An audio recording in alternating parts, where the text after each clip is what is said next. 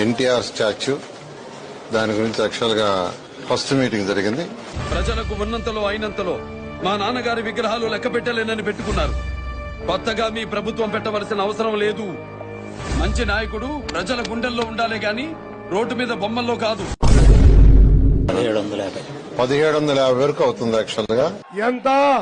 1750 వరకు అవుతుంది యాక్చువల్ గా.